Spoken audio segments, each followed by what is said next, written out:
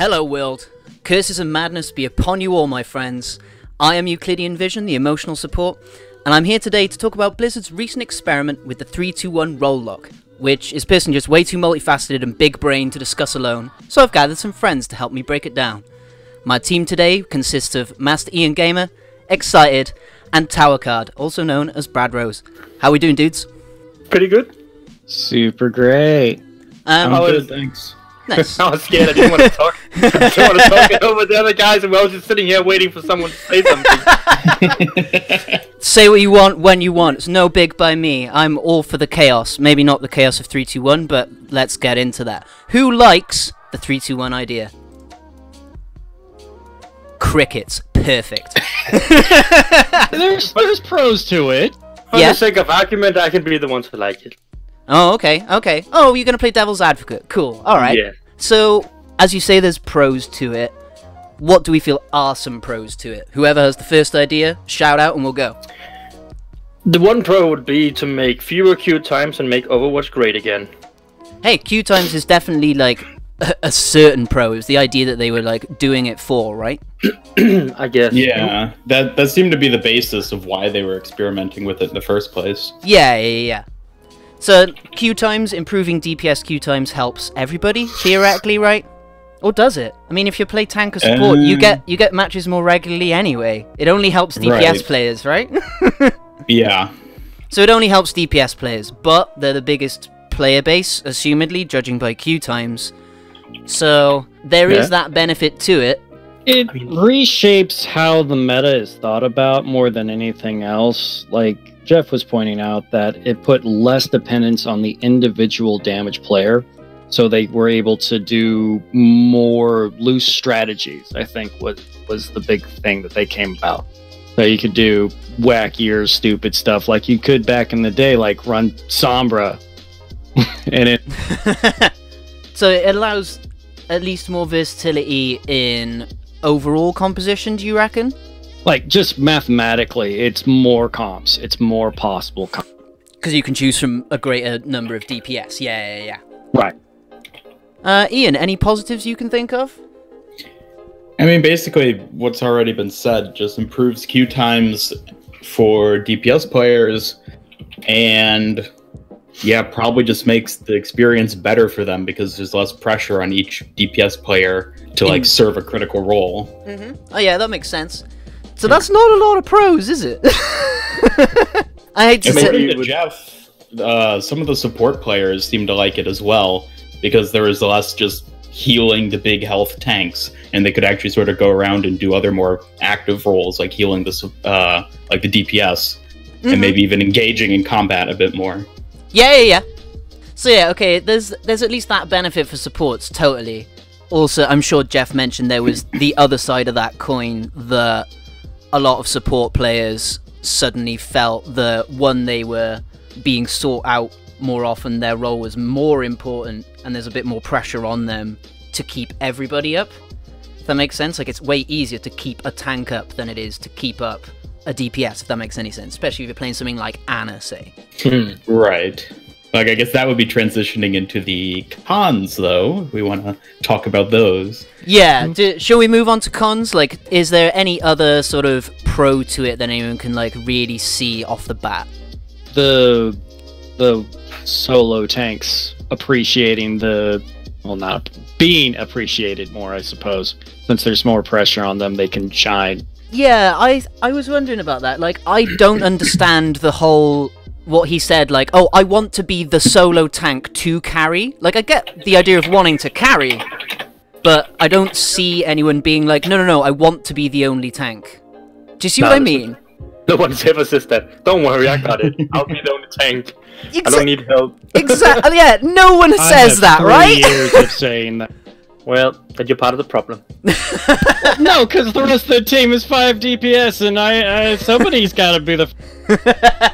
Oh, okay, Right, but you didn't have that a choice in that situation. Yeah, that was more my sort of take on it. That beforehand, like Jeff also said, oh, some people said it felt like old Overwatch because you only used to get one tank. But it's like, yeah, nobody chose to be the only tank.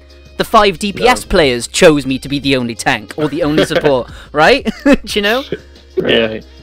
So but there is a freedom in that too. Like, you don't have to coordinate with the other tank essentially, as if you're the only one essentially. But that's the real benefit of 222 really, is that the tanks can really coordinate together and maximize the front line essentially. Yeah, that makes total sense by me. Like, whenever I play tank, I feel so much more comfortable having a second tank with me. The thing is, you don't even need another shield tank or another.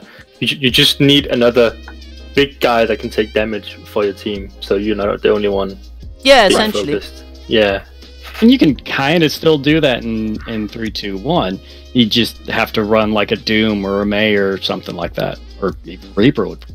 So it brings the focus a bit more back to those more brawly, higher health DPS characters that are also more prominent now that you can only have 2 DPS anyway.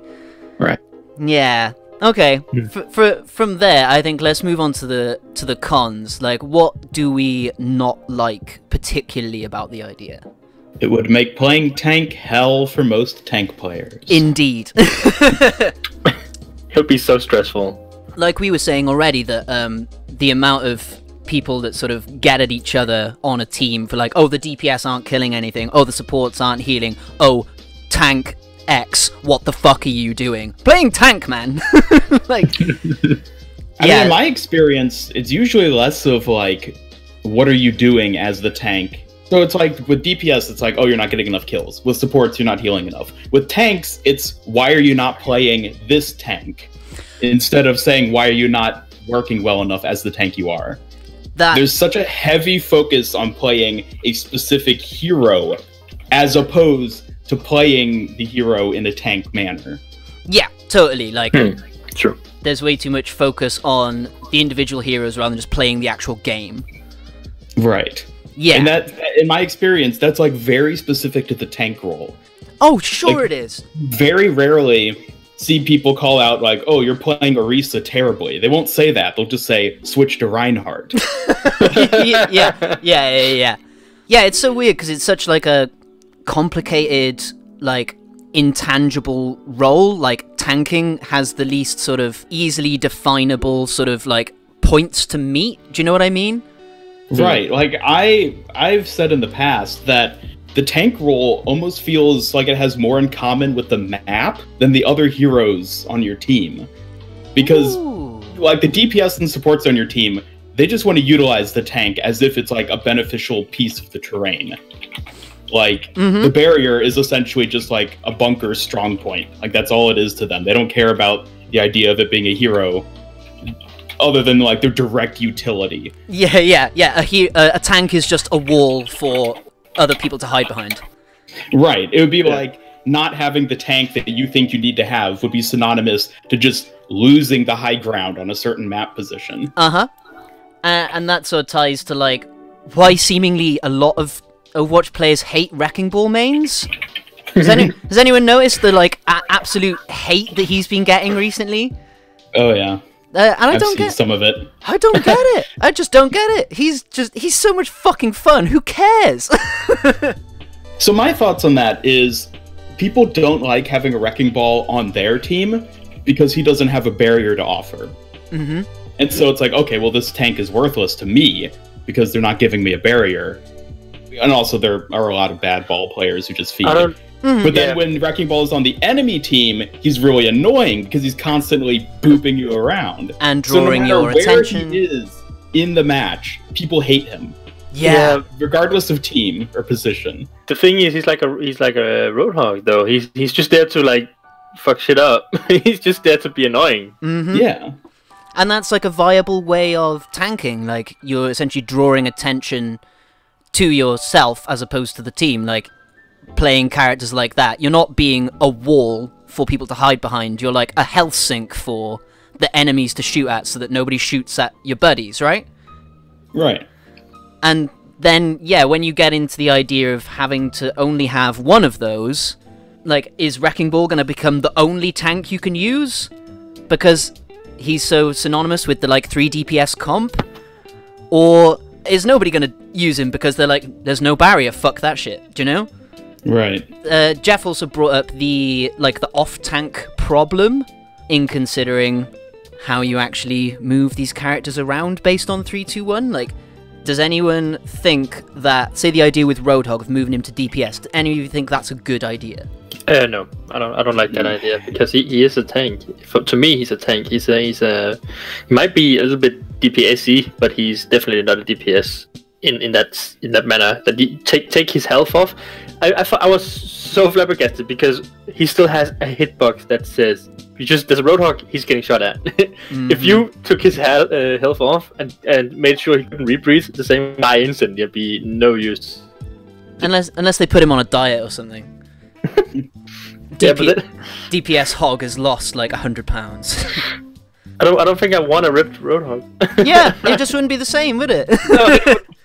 Yeah, I feel like the route of trying to like balance the off tanks into just being DPS heroes is such an inefficient way of trying to solve like the queue time problem. Because like the hitbox of Roadhog and like D.Va, it's huge. Like, there's gonna have to be so much ridiculous compensation in order to justify these heroes becoming DPS with hitboxes that big. It's just a mess. They're just models. You can scale them down. Nobody is actually accurate and it's not portrayed in the same scale as reality in that game. But like, it would immediately like mess with like the consistency of everything. If you just scaled down Roadhog, like his body proportions wouldn't be proper then. You'd have to modify all his skins and like the entire model, and then like, oh, the comics where he showed up in, suddenly that's like a disproportionate body size. It introduces so many They already have problems. disproportionate body size in the comics. Like the intro for Wrecking Ball, where he's like armpit height to the Junker Queen, and then in the game, he's the same height as Roadhog, which means that the Junker Queen is like 8 feet tall. This is actually kind of a good point when you look at something more like D.Va, though. Especially because D.Va has this large mech hitbox, and then she's got her individual character model. If you shrink the mech, how small does her character model have to be? Torpedo. It's less about... Oh god, square D.Va. and actually, as I think you said, Ian, about moving them to the DPS, you end up having to accentuate them more. Like, imagine that for the tank role. If you make it there's only one tank, how beefy do those tanks have to then be to actually... Yeah, like, more so than they already are. And I've seen plenty of people say that tanks are the most sort of theoretically, like, broken role in Overwatch because of what they are, how they work, etc. That if you make them even more powerful, that the only person worth shooting is the tank because they're the thing that's going to kill you, then it just makes the game... It's not Overwatch anymore, it's kill the tank and win. Yeah, it becomes like this weird like raid boss sort of thing where it's like each team is led by like this super powerful tank. If there's only one of them, then the other 5 players are basically all supports, essentially. Yeah. Big tank. I like gigantic. Yeah. I like that's a cool idea. I like the idea of like this pseudo asymmetric like PvP game like that, but it would fundamentally change Overwatch on so many levels if they were to do that. And I think that to certain points, especially going back to the moving people to the DPS role, you end up losing a lot of identity, like within how the game works as a whole and with those individual heroes. Like if you remove the 3 to 4 off tanks, then there's only 4 tanks left for a fucking start. Like, and then tank is just this weird, it just becomes this totally different thing. Like, I'm trying to find like a word to sort of describe what it would be at that point, but chaos. Yeah, you just pick one of the 4 raid bosses, and that's your game. Like, I don't know if that's fun. Do you know? I think it could be fun in theory, but it would just flat out be a different game. Yeah. Like, it wouldn't be Overwatch as we know it at all anymore at that point. Mm-hmm. I'll take it. We had defense heroes and attack heroes. Mm-hmm. What if they did that for tanks? Like, there has to be a shield and there has to be an off tank. Like, the more tanks we get, they could do 2 different categories for them. So there would have to be only one shield and then a bruiser. I like the idea in in concept. I think that it's sensible to, like, that's a really clever way to reduce the impact of, like, over barriering. Exactly. But if you split, say, the tank role queue into main tank and off tank, like, how many people are left are going to be playing main tank? How long are those queue times going to be? Is that going to make the queue times for everyone's games longer because you now need 4 slots actually fully filled? And if everybody's playing off tank, nobody's playing main tank, you never get any games? Like, do you know what I mean? Yeah, I get what you mean. Yeah, if they ended up doing that, what I would see happening is the main tank role would then become what the current tank role is, where nobody wants to play that. Mm-hmm. The off-tank role would probably actually become a bit more appealing, particularly to DPS players. Yeah. Because they're like, okay, an off-tank is basically a DPS, but slightly different. I'll just queue for that because it'll be a lot faster than trying to queue for DPS. Yeah. So I think we'd see a lot of people start queuing as off-tanks, which could actually benefit the DPS queue times. Mm-hmm. But then you'd be left with the main tank role, which would have an even smaller Player base. group of people queuing for than like what it is now for tanks. Mm-hmm. And then every game you would just be waiting for that one masochist who plays main tank. Right. Like, actually, I literally just thought of this. A way you could adapt it is make it so that it's something that only occurs once you actually enter a match. So you keep role lock as it is. Mm-hmm. And once you actually get to the hero select screen, if one of your tanks chooses a conventional barrier, the other conventional barrier tanks are then locked off to the other tank. But do you then have people being like, oh, I got shafted out of playing off tank or main tank because of my other tank? Is that just going to cause more inter-team hostility? Do you know? Yeah.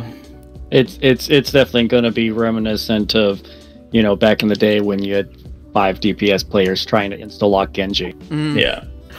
So yeah, it's really hard, man, because you can see that they're trying to make changes for the betterment of the game, which is something I really like. I like that they're looking at it at a fundamental level to be like, what do we do to make everybody like this? But so many of the options just end up being shit. Like, Right. so like, do you think is there something we could do to look at the tank role, for instance? Like, why do people find it so boring? Because that's the main takeaway that I see from most people who don't play tank. That they won't play it because they think it's boring. That I do not understand, because it's not boring to play tank. It's not the same kind of way you play, but it's stressful in a new way. I would say, because when you play DPS, you have this high. You need to have this high damage output, and if you don't have that, you're bad DPS. But as a tank, you need to know where everybody is all the time, and you need to be careful they don't like run away from you, and you have to be sure to protect your team. And if you don't provide the right kind of protection, then you failed, and then your team dies, and that's where you know your failure. It's when everybody dies. It's probably because you did something wrong as a tank. Unless they just went in, you know, Overwatch, people just run in and die instantly. But yeah. In a sense. Yeah, but I think that might be the issue, that it's such a different thought process of playing. Like, playing tank is so much more about game sense and decision making. Yeah, because it's cool. It's cool to get kills as a tank. Mm-hmm. It's cool to get kills as a tank, but it's not necessary. Yeah, like and personally, it's way more fun to be constantly in that mind game of who do I protect, where do I position myself, like how much use does my barrier have in this, yada yada yada. Like, there's so much more thought that goes into playing tank personally. Like, I might not, you know, like, other people might have a different experience that like, what, tank is fucking boring, you just stand there. And personally, if you think that, you suck at playing tank. But I mean, you stop playing Reinhardt at that point. It's good. So do any of you think there's anything that could be done to make the tank role appeal to more people? Is like that potentially a better way of rounding out the queue times? I think if they want to fix the tank role, they just need to make more diversity in like the tank options. Like, find ways to satisfy the need for a barrier without just having another barrier. That's my like number one thing that I think they need to focus on when it comes to making tank more appealing to more people. Is just find more ways to make it interesting, just entice people to actually want to play the role. Yeah, for certain. Like, so you said like alternate options as opposed to barriers. Do you think that that's like, how viable a way forward do you reckon that is? I mean, it's kind of hard to think of specific abilities that would fit that like niche, but so like in that case, I don't know. Like I just imagine that Blizzard is far more clever than I am in terms of coming up with abilities. So I would assume they would probably have some ideas that might work. What if we didn't? Instead of having a shield tank, but also having a shield tank, what if they made new iterations to the map? Like on the points, there could be places where other players could hide behind. Instead of it's just one big open field, and you have to stay on the point, and then you die. Because wouldn't it be? There could be barricades, there could be boxes, something just to hide the player, so they didn't need a shield all the time to get healing, for example, or the healers could be a little bit more secluded or not getting killed instantly, and it would be more interesting that way. Maybe smaller like hiding places on the map. I feel like that already exists. Most maps have what could be considered cover. And like maybe they could balance maps or make new maps that like weigh even more on the idea of utilizing map cover. But I think the main issue really is that people have just become so used to the existence of barriers that they've just been conditioned to just use the barrier. Why use map cover when you can use a wall that you can shoot through and see through? And so when you take away the barrier, then it's suddenly like, oh, well, I'm used to utilizing this mechanic, which, as I said before, is basically part of the map instead of being a hero. Yeah, of course. It's like suddenly this mechanic that I'm used to utilizing on all these maps is just gone. And I don't think that's even a fault of like the DPS and support players necessarily, because I think Blizzard has just balanced the game in order to make it work like that. So naturally players have just taken up utilizing these barrier mechanics because they've always been there. And then when you try to take it away, then it's suddenly changing the game in a sense that they're forced to play it very differently than how they've been playing it for the past 3.5 years. But that's something that I've definitely seen a lot of pointers about, the fact that we should be, especially when, say, like the barrier nerfs came in, the idea of using cover just immediately became, theoretically, far more important. But whether anyone actually takes up on that is a different matter, I guess, do you know? I haven't seen anyone take up on that. Exactly. But then again, I can only remember 2 maps on the top of my head where there is something on the point you can hide behind, and that's Busan. In the middle where there's a big drum you can hide behind, and Temple. Yeah, with the bell on Hanamura. Yeah, exactly. Oh, Hanamura too. So that's 3. Nepal, Busan, Hanamura. And they're all musical instruments. Kind of funny to think about. Funky. To play off that whole tanks being a part of the map thing then, say if we were to reduce tanks down to 1, do we feel at that point that would actually maybe be a viable method to sort of accommodate that, would be to introduce more sort of blatant cover? Like, introduce more blatant cover so that it becomes obvious how dumb people are for not using it, if that makes sense. Like, because yeah, like this whole thing is all about trying to force an outcome, right? Like that's what Blizzard try and do, like establish an outcome because of this. But if you change the heroes that much, do you also need to change the maps? Do you also need to change like health breakpoints and shit like that? Like, it's just I think it's just far too complicated an endeavor, do you know? Yeah, I agree. Which is sad, because it's kind of a good idea, do you know? Like, it's coming from a good place anyway, do you know? Kind of makes me think of, like, Rainbow Siege, how, like, there's cover everywhere, but you can blow it the fuck up. That's 100% an extreme scenario, but that's... But it's way more integral. Cover there needs... Yeah, right. So cover is the name of the game there. But, like, people like Junkrat and stuff like that who can kind of go up and around cover, but then you have soldiers and McCree's who need that direct line of sight and all that. And so, like, adding more cover kind of kills off your marksmen, your long range characters more than anything else. Yeah, that's very fair. Yeah, so it could even harm the DPS players as well. Jesus. To go slightly back on something then, as we discussed about, none of us really like the idea of tanks moving to DPS. And are we all relatively against that idea? Yeah, definitely. Yeah. Yeah. How do we Like, feel? if they had moved Roadhog over 2 years ago before his rework, I would have been fine with that. But now that they've made the effort to make him a tank, making him less of a tank now seems like just dumb. Yeah. So what do we think then of the idea of, say you're reduced to only one tank available, do we think it's a viable option to bring the off tanks up to a similar level as the main tanks? I mean, the question is, what would that end up looking like? Yeah, I think then They you just do end up having barriers, or would they be the sort of non-barrier main tanks? I think that that's probably the best way to do it, essentially. Like, yeah, the off tanks, you'd be... Someone like Zarya, I think is pretty easy. You just increase the number of bubbles she can use, essentially, right? But then someone like, yeah, Roadhog, you would have to look at something like a damage resistance aura or area of effect healing, something that allows him to keep his team alive, which is something he doesn't really do at present.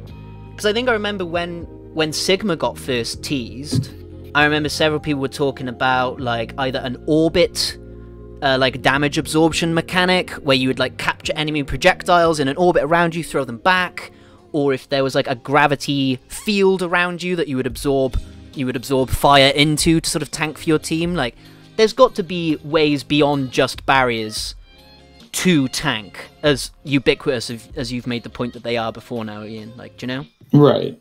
So, like, they were talking in the post about the damage reduction that Hog gains when he uses Take a Breather to spread across his entire team. Like, you could do stuff like that. You could make him sort of like the heal focus tank too. So, like this was something getting kicked around way back when, is when he uses Take a Breather, that healing goes to the entire team as well. So just like get that concept, but for his damage reduction.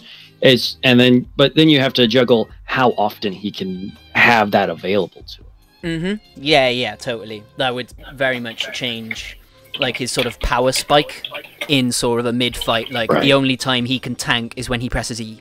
That's not a great tank. Do you know what I mean? It's not. It's what, an 8-second cooldown right now? Like, you have to get that to probably 4 or 3, I think, to even really be considering that as a viable option. Yeah, and then does Hog just become absolutely broken?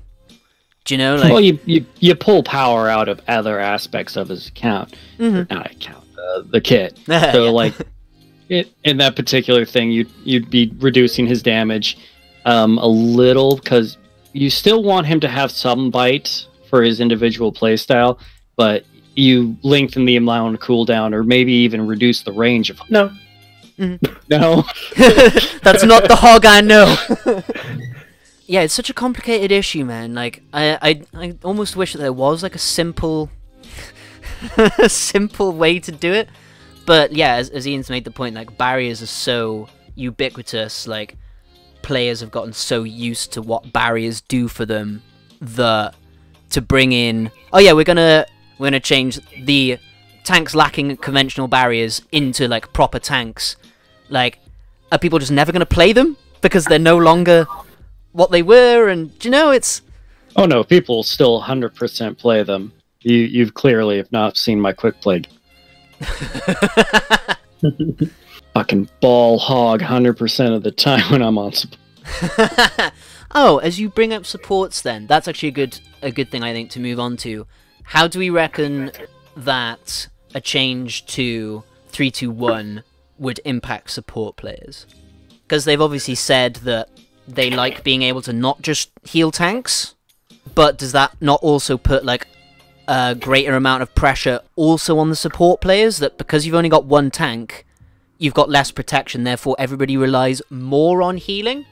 At that point, doesn't it resemble more like how raid healing works? Like, you have the dedicated tank healer, and then you have the other healers who are doing the team. Yeah, that would make sense. But then would you end up just seeing, like, double main support? Because you need one main support to keep the main tank up, and possibly never focus on anybody else. And then you have the other support who's trying to keep 3 DPS alive, do you know? And then, like Lucio was doing that since the beginning. Lucio's the best Overwatch hero. That's, you know, that's just how that is. Like, but do you then... I don't know, do you then find... Does anyone think that that would, like, harm or benefit support players? Just to make it, like, a really simple outlook. Like, initially, I think it benefits support players, especially those ones that want that diversity. Mm-hmm. But overall, I think because you lose that protective front line in midfield, essentially, you have more focus on pulling out the SOG that healers provide, that like everybody doesn't die because there's so much healing. Mm-hmm. So let's just kill them first and ignore this, you know, monolith of a raid boss that just fuck that guy and just go around him. Yeah, like, it could totally just go... Yeah, you're right, it could totally go the other way. That it's not the only person you should shoot at is the raid boss, it's you should shoot anybody but the raid boss. Yeah, flankers would become much more common, I think, because without like an off tank to defend the supports, just get Genjis and Tracers coming in the back and just murdering the supports. And then would you have, like, would it then become support meta that you can only play Brigitte, say, as your second support because flankers are so ubiquitous, because it's all got so many knock-on effects, man. Right.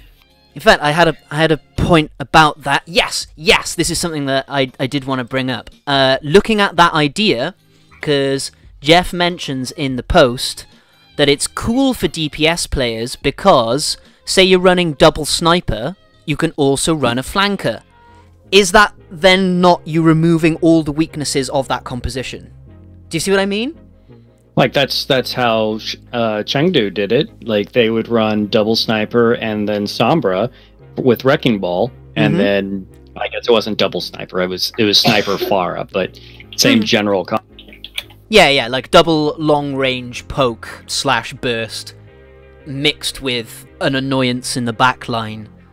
Like, it obviously it works for the Wrecking Ball 3 DPS composition, sure, but then is that the only place it works?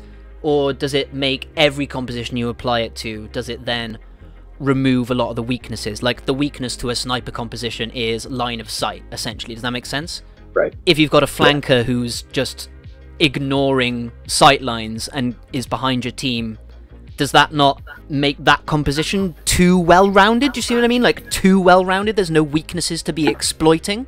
Well, in that case, you can kind of see the sniper duo kind of acting as the off tank in a sense. Mm-hmm. And you could almost get away with running Hog just by himself, throwing hooks in whenever he can to maintain that front-facing pressure, and then have Tracer come around the backside. So yeah, I mean, you've made a point about it being a bit more versatile than I sort of would have thought it was, if that makes sense. But is that then too versatile? Does that become too ubiquitous that, like, why would you run anything but double sniper flanker? Do you see what I mean? Yeah, I don't know.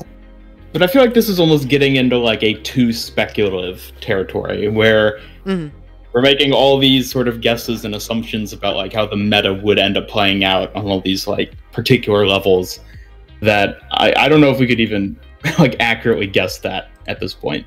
Yeah, do you feel that... We're like, sure, we can theorize, like, the double snipers plus a flanker. But, like, I think saying definitively that would become, like, an uncounterable comp that would just be the de facto what you run. I don't know, I almost feel like that's grasping out a little too far. Yeah, I was only... In terms of saying that's gonna be the definitive. Yeah, I was only proposing it as a question rather than stating it would be. Do you see?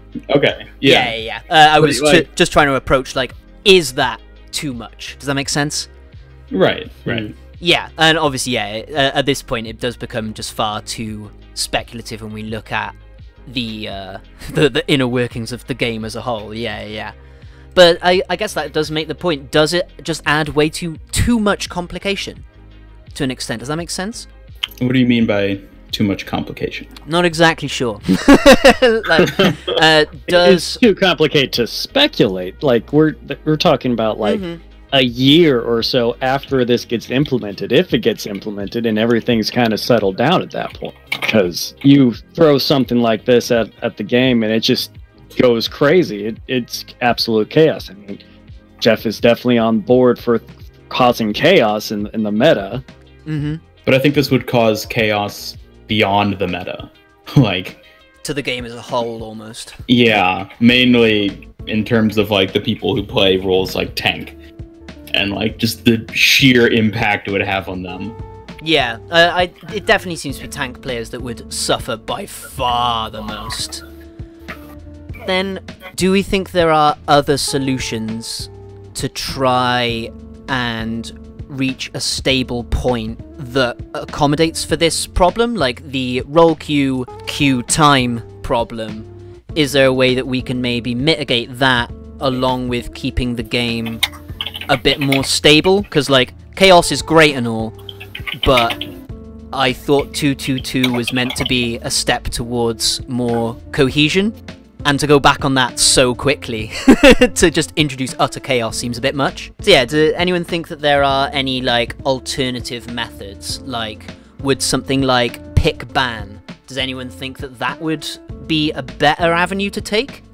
I don't see how that would influence queue times. Me neither, but it shakes up the meta in a similar fashion. But yeah, it doesn't. It makes queue times worse because it draws out the match. It does.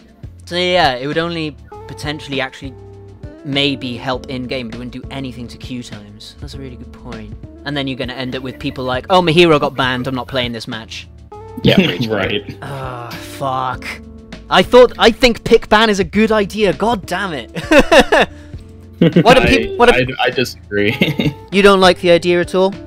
No, I think it works in like MOBAs and games where you pick your hero at the very beginning and then you're stuck with them.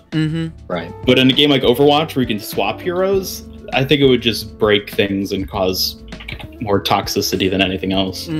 I think I've definitely seen think pieces that if you did bring in pick ban, you'd always have to get rid of hero switching, which feels really bad. Like, and again, that would be something that it would just fundamentally change the game if you couldn't swap your heroes. Yes, because exactly. It's built around that aspect, even if it is kind of counterproductive with the way the ults work and everything. Yeah. Okay, actually, a further idea, a flexible 3-2-1. I'll explain what I mean by that. There's no roll lock, but once you actually enter into a match, the max number of heroes that can be chosen from any one role is 3. And if you hit 3 in a single roll, you can't have 3 in any other? Then you just get insta-locking DPS again. Yes. And forcing the person who doesn't want, with the slowest connection, to be the... So then, yeah, you end up with... Yeah, okay. So I'm trying to accommodate for everyone. Do you see? Like, I can see how some people would like that, in that, yeah, there's no... I'm not sort of enforced into anything. We can switch team composition much more regularly, but as you just made the point, nobody fucking switches because it's kind of wastes your time. Man, I love and hate this game sometimes, right? It's great. It's so great. It's so good. So the flex one that I've seen on the Twitterverse is one person gets to flex between any of the roles. Like some magical unicorn. A flex queue. A flex roll. Right. I think that's too much privilege for an individual. I think like you can flex into the queue, but I think you want to have heroes that accommodate that flex mentality.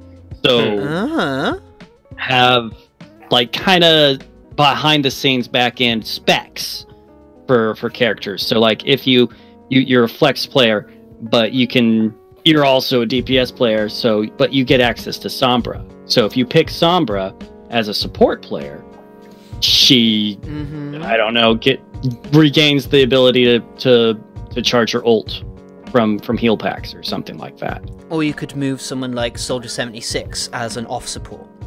Exactly. You could consider them as damage, flex, / off support. Does that make sense? Right. And then he would heal more? Potentially, if I think Frequency. with okay, more regular heal field. Okay, that like makes sense. Again, would you end up with people who just outright Q flex to play damage again? Yes. Yeah. You 100% do, but you already have that, and they're playing Baptiste and... Oh god, yeah. Oh, don't get me started on DPS Moira, fuck. DPS Moira. DPS Ana is my least favorite. That infuriates me. That's also pretty infuriating. I'm like dying as Reinhardt in the front line, and I look back, my Ana's just trying to snipe people past my head, and I'm like, come on, are you serious? Yeah. Failing so bad at... The one that gets me is when you can see your own Moira in the back line of the enemy team. And it makes me just want to... It makes me want to throw myself out of a window, man, do you know? Like... Okay, actually... a further solution, as people don't like playing tank, what if we go the opposite way to what they said and we make a bunch of DPS heroes tanks? Like, turn Mei into a tank? For instance, Mei would be my first port of call, yes. Yeah. Mei, Doom, Reaper, Torb, or Bastion? You could do Torb, I reckon you could do Bastion, I reckon you could also do Symmetra, for instance. You'd obviously... You'd have to think really long and hard about how you turn these characters into tanks, do you know what I mean? But I think there's, as we made the point earlier, that like the brawler type heroes, the 250 health plus sustain DPS, have much more of a place now with 222 and possibly even more with 321. Right. So if you were to move a bunch of DPS heroes to the tank role, do we think that could help in some way? I don't know if that would actually improve anything, because people clearly like the DPS playstyle.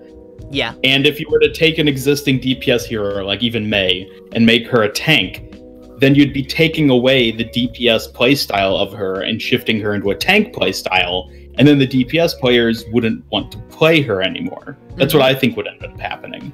That's pretty fair. And then you would just give tanks another option, but it wouldn't really impact queue times, I don't think. See, I was thinking that something like that could encourage more people to play the tank role. Especially if you can keep an element of that DPS playstyle in what they do. Does that make sense? I Sure. think you have to keep more than a single element. I think you have to embody the fantasy therein and maintain that full playstyle, and then have that translate into a tank. So say like Reaper would... Reaper, say, as a tank, would be fully about the lifesteal, right? Everything he'd be doing, you'd be trying to do damage to keep your health pool up as a frontliner. Does that make sense? As like a way to maintain his playstyle, but give him a further sort of option of how to play. Does that make any sense? You're probably like bringing back in the either the smoke grenades or the normal grenades on alt fire, and then making sure that what is it? Shadow Step? Not Shadow Step. The other one. Spooky Ghost mode. Yeah, Wraith mode. Yeah. Into something that legit body blocks, as opposed to letting everything pass through you. Fade through.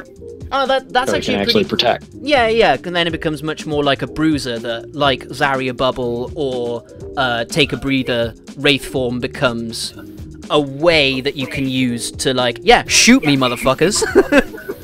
Because that's one of my favorite playstyles of tank. I love it. I like the masochistic style of being like, yeah, shoot me. Oh yeah, it's fantastic. Yeah, so like, there's definitely a spot for that somewhere. So my thoughts on this is, why take existing DPS heroes that people already enjoy as they are and turn them into tanks instead of just introducing more new tanks? Because they've been really... Why do you have to take away from the DPS? When you think about all the work that has to go into reworking a hero, like it's gotta truly be less, reworking a hero. It is less than designing a new hero, but still, it's gonna a be lot of work. Yeah. And is it even worth it to invest that just to then take away something that a bunch of people already love and shift it over? Would that time in development not just be better spent going towards a brand new tank, which can be designed from the ground up to function as a tank, isn't taking away anything that people already like, and would just be more efficient as a thing to introduce. If it was clear that they were bringing more tanks out and working on more heroes more regularly, that would be a way better option. Like, I'm totally with that. I was only approaching the DPS conversion, as they discussed converting tanks to DPS, and because we're probably not getting a new hero until Overwatch 2. Maybe we're getting at least one. Yeah. Oh, that's yes. Yeah, one has been confirmed, but one. Do you see what I mean? Like, and it's probably Echo. And it's probably going to be a support. And it's probably flying support Echo. Exactly. Like, it's all right. which yeah, is cool. I'm glad that I want them to keep adding new heroes. But yeah, I was trying to look at something that theoretically is more in line with what we have at present. Like, I'd love more. I'm with you that the tank option needs more variety, but as we saw with Sigma, that also can lead to just, oh, you made a new main tank? They're playing off tank now. We now just have double main tank. Fuck you. Like, as much as it's god damn it, this game's so fucking complicated. So yeah, newer tanks is a better option. I'm totally with you on that. I was just trying to look at an option that could maybe bring more DPS players into the tank role, but you've raised a good point that maybe there are a greater proportion of DPS players who just wouldn't like that move. Right. And like moving Symmetra from support to damage has been one of the most polarizing things. Yeah, very true. And then to move her into tank, oh god. Just want to watch the world burn, don't you? Oh god, of course, yeah. So yeah, does anyone have any further ideas that could maybe, we think, maybe not solve the situation, but go away to reducing it, like making tank more fun for most players so that the queue times aren't as unbalanced? Is there a solution? Like, I mean, I think honestly, the only one that I'm convinced could possibly work is just find ways to make tanks more fun to play. And the best way of doing that is just introducing new tanks that are diverse and interesting. And are heroes that are kind of like tank versions of Baptiste, where Baptiste is a support who's very clearly designed to appease the DPS players. Yes. And that's why I think he's an amazing support. And is really well designed in that regard, because it's, hey, you like playing DPS, you like shooting people with hit scan, play Baptiste, and you can be a support as well then, and benefit your team in that regard.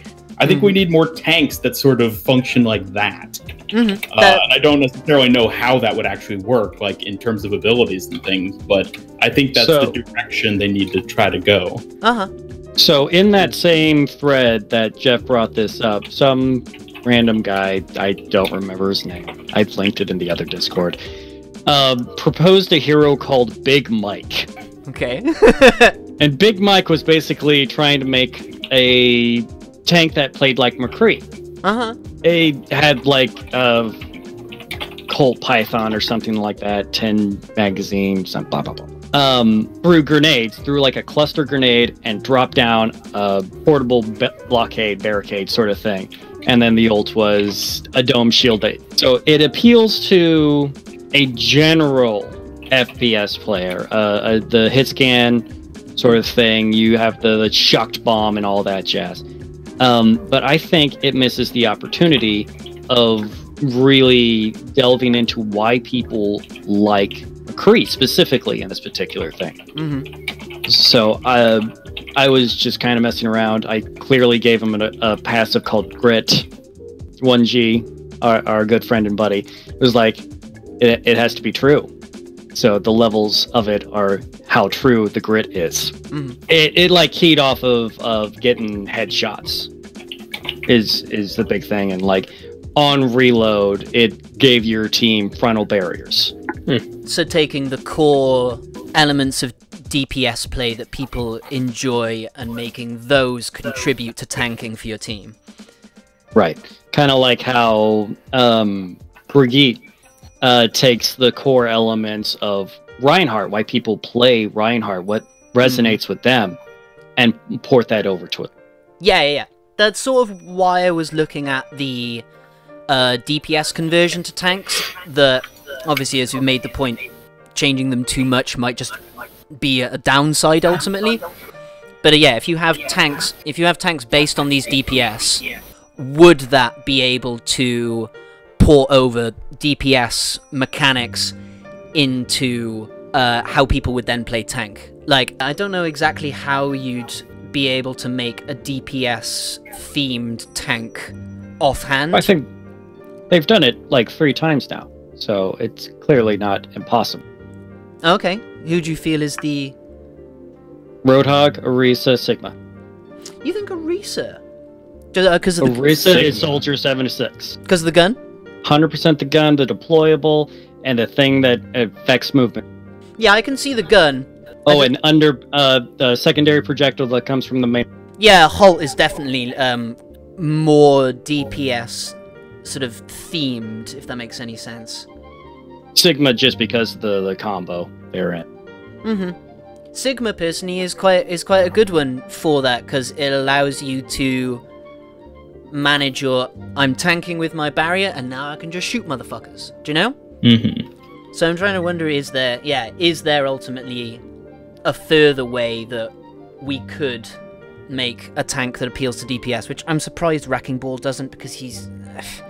Do you know, like, why all the hate for Wrecking Ball when he's basically the tank that most DPS would probably actually want to play? Yeah. I mean, he's the tank that Doomfist players want to play, in my opinion. Mm-hmm. I mean, it makes sense, right? He's got, like, damaging mobility, he's got hit scan rapid-fire weaponry, he's got multiple ways to, like, actually attack a team, he doesn't have to barrier, he doesn't have to do anything, he can just fuck shit up, right? He's just so far out of what people want to play with. They can play around him, fine. It's just like, oh, he's just another guy. But it's a non-transferable skill set, I think, is the... Mm-hmm. That's definitely true. You feel that Wrecking Ball is, like, that distinct, essentially, that it's hard for him to appeal to many people? I don't think it's that it doesn't appeal to people. It's just that the skills that you build up don't 100% apply to Mr. Ham. Mm-hmm. Yeah, he's probably like a hard hero to like get into playing if you haven't played him at all yet. Mm-hmm. Like, say you really enjoy playing different DPS heroes like McCree or Soldier or whatever. And then you're like, oh, I want to play Wrecking Ball because he's got these sort of DPS elements as a tank. It's a completely different experience. Yeah. Wrecking Ball. Yeah, the only comparison is that you're dealing damage. How you're dealing damage is, like, insanely different. Yeah. Like, if they introduced a Spider-Man style shooty hero damage slot, maybe that transference would work a little bit better. But I think you're just pulling hamster mains over to damage. Yeah. Are there any existing heroes that you reckon you could make a parallel tank for? So not a rework, but a DPS that exists, a tank that fulfills similar criteria. Because you made the point, Tara, about, like, the McCree analog that getting headshots makes you tankier, for instance, right? Right. So, like, do you reckon we could make, say, a Mei analog that works predominantly with physical cover? It's doable. You have a weird balance issue essentially at that point. Whether or not you're focusing on splitting off the team versus whether or not you're providing cover. Mm-hmm. Like displacement, tankiness, and zone control are your big factors that you want to inject into her kit overall. Mm-hmm. So you do have the wall, and you could do any sort of number of equivalents to that. Do a one-sided wall essentially. So like your team can walk through it, shoot through it, and stuff like that, but the enemy team can't. Sort of shenanigans. Mm-hmm. Or something like a wind wall. Anyone play League of Legends? No. Yasuo, exactly, Yasuo. Yeah. The idea with Yasuo is he's a guy who uses a katana, but he also puts up a wind wall that blocks purely projectiles. But you could obviously you could translate that into sort of what you were saying then, that it's sort of pressurized wind stops anyone actually moving through it, but it just acts as a barrier otherwise. That's a way of executing that, yeah. Yeah. Like, could you also take elements of, say, like, Genji's Deflect, which has, like, some sort of parallels to how Kinetic Grasp works in ways, yeah. So, yes, clearly yes. Yeah! Oh, yeah, duh! I proved my own point, shit. Yeah, can anyone think of any further heroes where their abilities could, like, transfer over? So we've got, like, Mei Wall, we've got Deflect. Oh, as we mentioned, we've got, say, like, Ice Block, and if you changed Wraith form to make it absorb fire, so you're playing that sort of masochistic bruiser style. There was one that was kicking around way back in the day, probably a year or two ago, kind of translating the best defense. So, like, you would use abilities, and it would apply, like, shields to your team, or I think in that particular instance, it was like an invincibility frame to the surrounding area. So, like, you encourage these chains of abilities so that you could protect your team. Yeah, that makes sense. Sort of like Doomfist as a tank. Exactly. So, in fact, what do we reckon, like, would a shields-based tank be a way to go? Especially if they were looking at 3-2-1, like, the solo tank. Say, let's use Symmetra as an example, right? Like, she's where our shields have always been based. To have a tank that, like, hey, if you deal damage with Symmetra, you emit a shield aura to the allies nearby, for instance.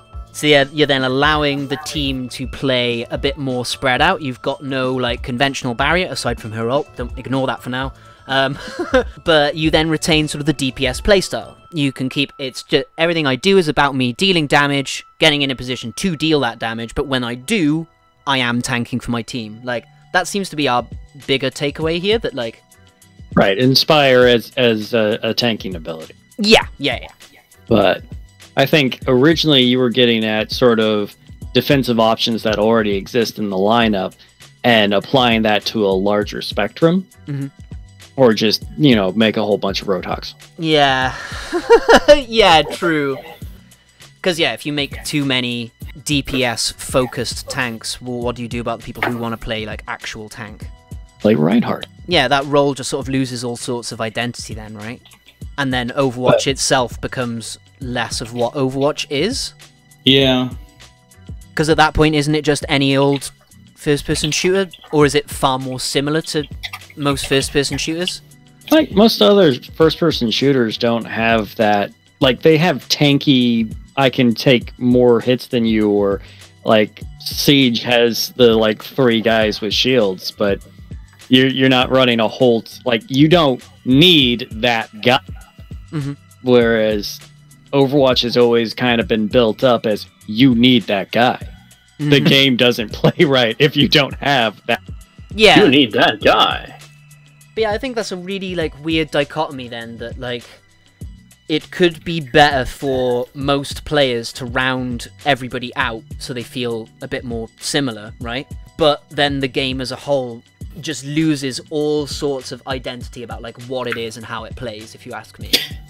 Yeah, I absolutely agree with that.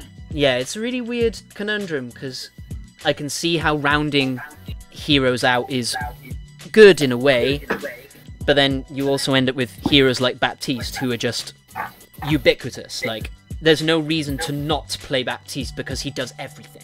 And then there's no, like, weaknesses, which obviously in the sort of whole asymmetrically designed hero pool, if you remove all heroes' weaknesses, then it may be fairer, but it's also, like, there's no sort of, like, dynamism to it. Does that make sense? I mean, it depends on how you do it. Execution is... Yeah.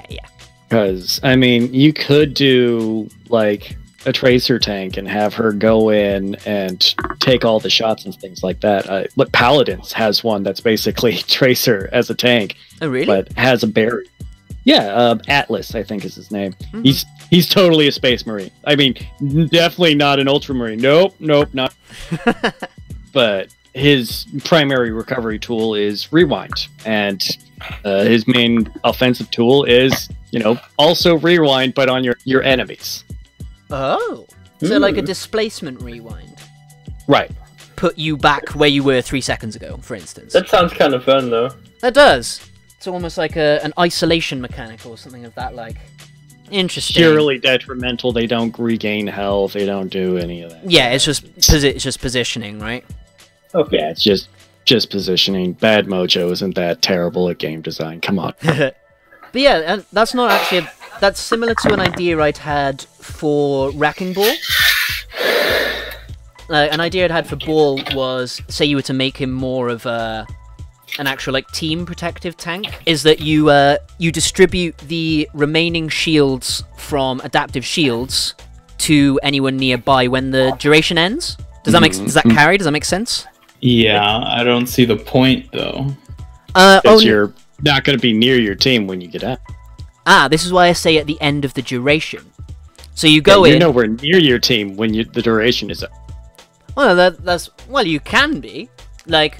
You could be, but you're not going to be.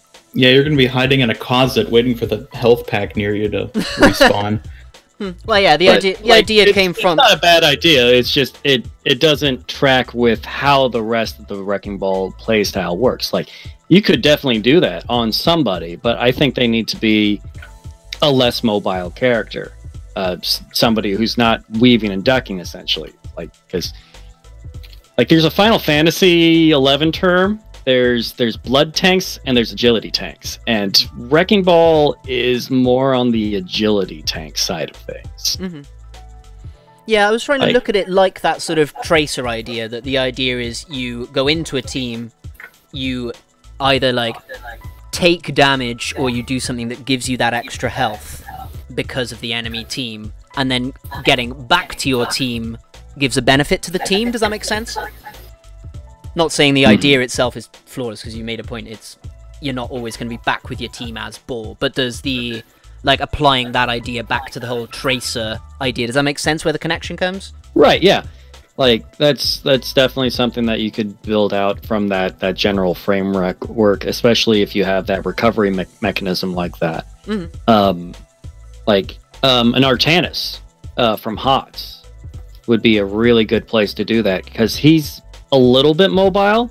Like, he'll dive into the team but immediately rubber band back to where he was. So if gaining the shields is something you do in the middle of the team fight, but your team is offset intentionally, like, that would be a good place to put that. Mm-hmm. Then, I'm not sure, does anyone have anything else they'd like to say in it? Like, I feel I've sort of run through all the sort of questions I kind of had. Was there any points that anybody sort of just wanted to make about 3-2-1 beyond that? It's not good. It's just all agree it's not a good idea. Yeah. But that name is super catchy, and I love that. 3-2-1? Yeah, it's a catchy name. Yeah. I like that they were testing it, and were like very seriously testing it internally. Oh yeah. Mm-hmm. The dedication is amazing. It was like 2 months. Yeah, because I think right? Yeah, they said 2 months. Since the beginning of December, it sounded like was when they first started. But I love that they just tried something like that. Because even if it doesn't end up working, they must have accumulated so much data from running that experiment that can be beneficial in so many other ways. Yeah, there's probably a bunch of ideas that they've had from it that maybe we haven't been able to like realize, or maybe we have come across in just sort of speculating here, but they'll be able to make a much sort of better decision on how to implement that, right? Yeah, because, I mean, Jeff's post was massive, and he talked about so much stuff, but there has to be so much more that he wasn't even able to fit into there. Like, what did just they do? Just, like, data they picked up internally, and, like, other possible reworks aside from the Roadhog one that they may have experimented with. And that's in the Future League. They're testing out, like, the Overwatch 2 maps. They're doing the new heroes inside of that pool, too. You'd imagine so, yeah. Probably. They got Echo in there somewhere. Theoretically. Just flying over Junkertown. I do wonder if the slew of new heroes for Overwatch 2 could actually help this whole situation. Do you know? Yeah, I think they would help a lot. Just more heroes in general will always help. Yeah, I'm of that opinion at large. Like, there's obviously some cons to it and stuff. Like, you should maybe put a bit more focus in balancing what's there and stuff beforehand. But yeah. But I think it's gonna be easier to balance when you get more heroes. There'll be more options for balance when there's more heroes. Doesn't mean it's easier. Thank you for making my point. I knew it. I had a feeling it was you who like makes that point consistently. Yeah. But yeah, more options rather than easier. Like, one benefit of not having as many heroes is that they have that time to reflect on the current game and can, like, if they have the manpower essentially to spare to look at it, like for a live balance team, they don't have to worry about the constant grind of looking at, oh no, this new hero does all these different things and I just want to fix Pharah's freaking combo. I don't know. Yeah. Do we feel that the release of Overwatch 2 and supposedly an extra slew of new heroes, do we reckon that it could at least have some kind of effect on this issue? Hopefully. Yeah, I suppose that's really the best we can say, I suppose, isn't it? Hopefully. Yeah, I mean, I'd like to assume that they're going to bring in a collection of extra tanks and supports so that those roles can get filled out. Like, the more options there, theoretically, the more people that will try and play those roles. That will balance out for everybody, maybe. But then at the same time, what about the DPS players that want new DPS heroes to play? Would you ultimately end up ostracizing these DPS players by just only adding tanks and supports? They can go wait in a queue. Savage. Yeah, harsh. Sorry, I didn't mean to say only tanks and supports. I was just meaning sort of that would be the predominant edition, I guess. Like, I only guessed, you know? Yeah, I guess the funny thing in my eyes is, like, they have to add new DPS heroes as well, because they just have to. Otherwise, DPS mains would go berserk. But then by adding in new DPS, that adds more encouragement for more people to play the damage role. And so it's like, well, what do? You have to add more DPS heroes, but that's just going to make the problem worse. It's a vicious cycle. cycle. Where do you find the balance? Yeah. Yeah, exactly. 3-1. God, no! Don't do this. Don't do this to us. We just spent like over an hour shitting on it. No, I was saying the ratio would be 3:1. So, like, we release 3 tanks and/or supports to 1 DPS, sort of. I guess that kind of is an issue. Like, if there are so many DPS players and so many people want to play it, are we the outsiders here? I think so. Do you see what I mean? Like, are we the only people who are there? Like, no, keep Overwatch being this slightly off-kilter first-person shooter MOBA hybrid, please. I like tank being tank. I don't want it to be a DPS. Or are most people there like, no, give me all the fucking DPS. Fuck off with your tank bullshit. Like, yeah, turn Overwatch into any other FPS. Yeah, I hate that idea, man. I really hate that way of thinking. I do too, but I'm worried that that's like a very common mindset amongst the average player. Yeah, that's what I mean. We might just be the outsiders on this, right? Yeah, we're the freaks. Yeah, you just gathered all the freaks. This is not even a video about this. It's just call out all the freaks here. So. Yeah. All you've done is piled a bunch of freaks in an echo chamber, and now we're suddenly prophesizing like what's right for the game. I mean, yeah. I mean, what does everybody else fucking do? I mean, yeah. At least in our echo chamber, we hear ourselves, right? We know that we're full of shit at times. I hope so, but how can we be certain? Yeah, exactly. That's what I try. I mean, maybe we think we're aware, but we're like really leagues beneath like the average person. We think the Dunning-Kruger effect is real. Yeah, we're big. This is how out of touch we are. We don't even realize our own ignorance. Yeah. Oh, we're big braining ourselves. No, we're not. We're getting next level, guys. We're getting next level.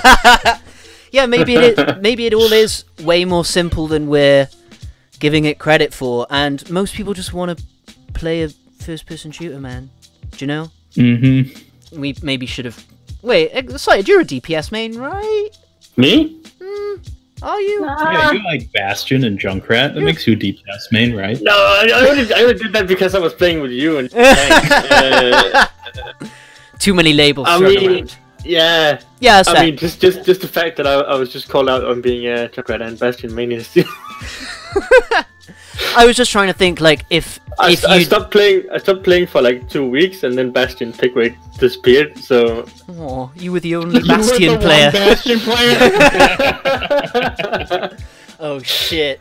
But yeah, I was just wondering if say from that mindset, if that was something that maybe you're not on the same exact boat as say me and tower, like, would you prefer it in that way? But no, I think you're more slightly on board with us, which could be a bad thing.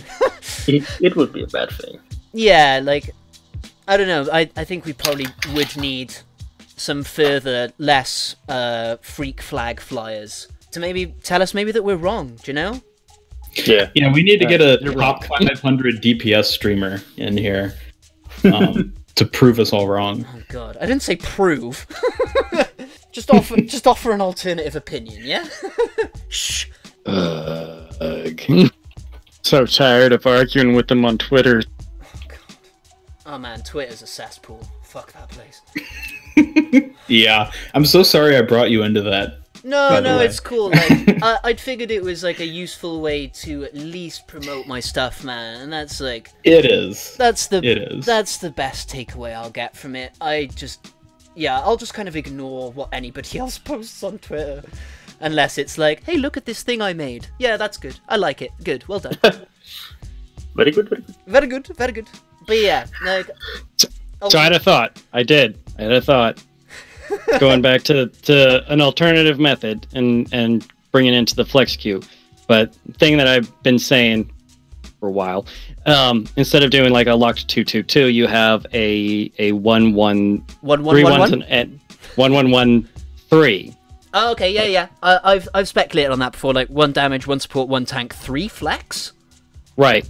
So like they're still locked into a singular role.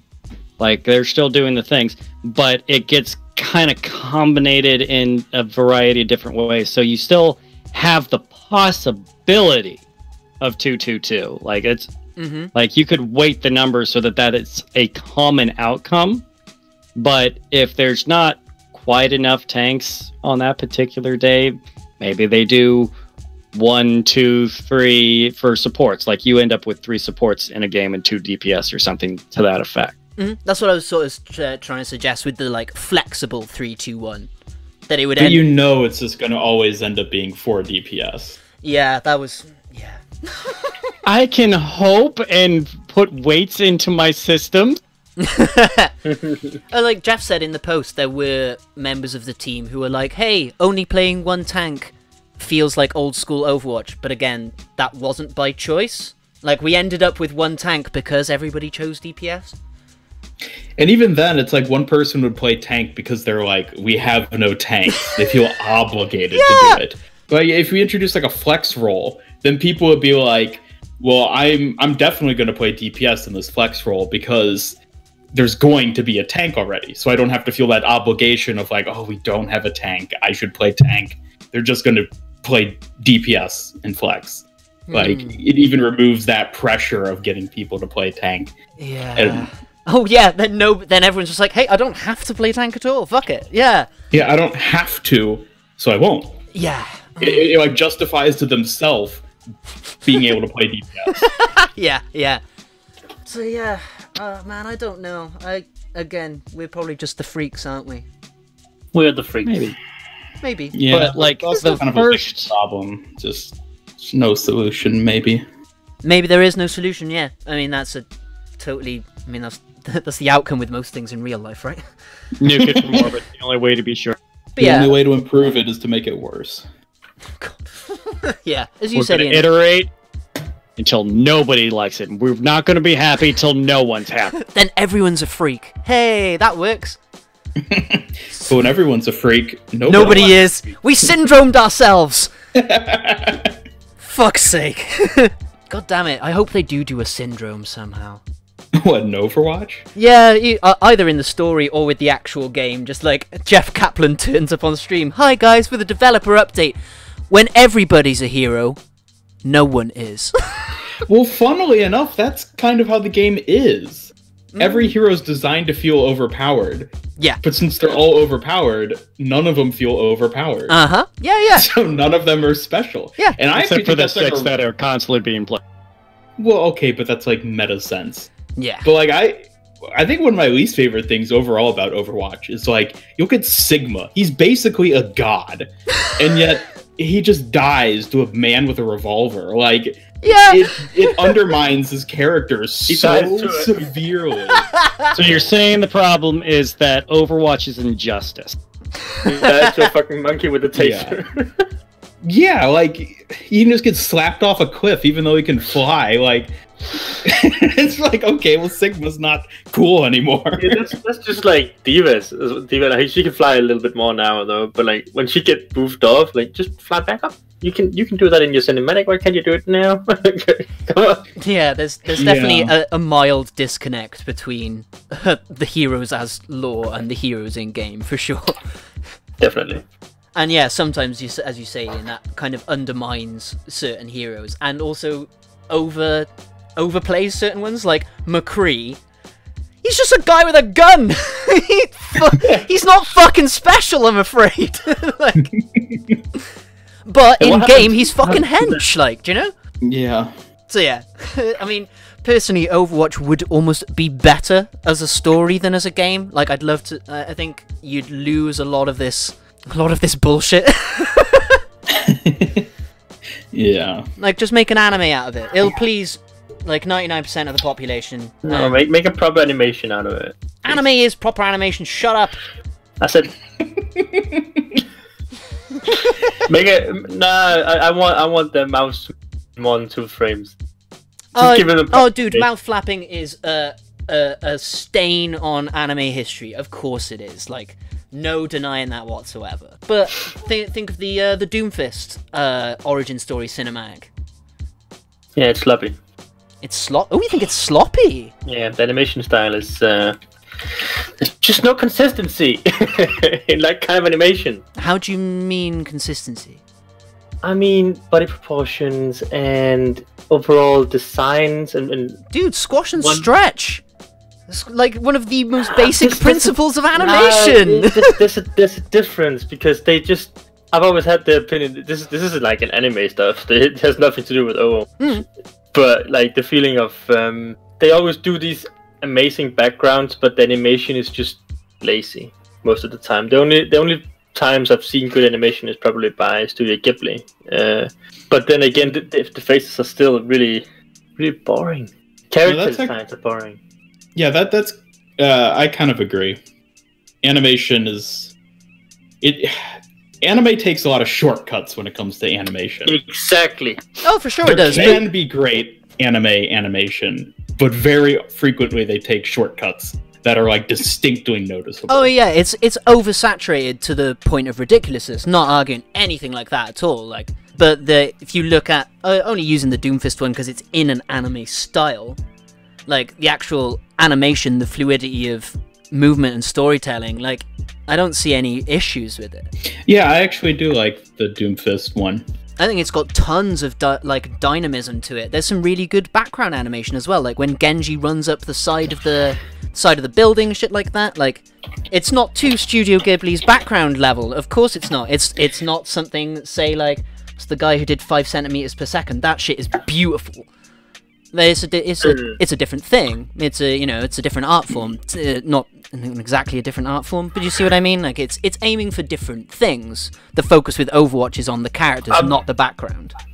I'm just looking at it right now. I just had to open it right now. I see this background that's absolutely amazing, and then I see a fucked up Winston as the first thing. His eyes are really weird, and this work is just not good. Fair enough. Then an animated series, regardless of the actual style and the work that you put into it, would probably be just a better avenue. Nope. New Thundercat style. Yep. What, go with like Cal Arts? Is that what they call it?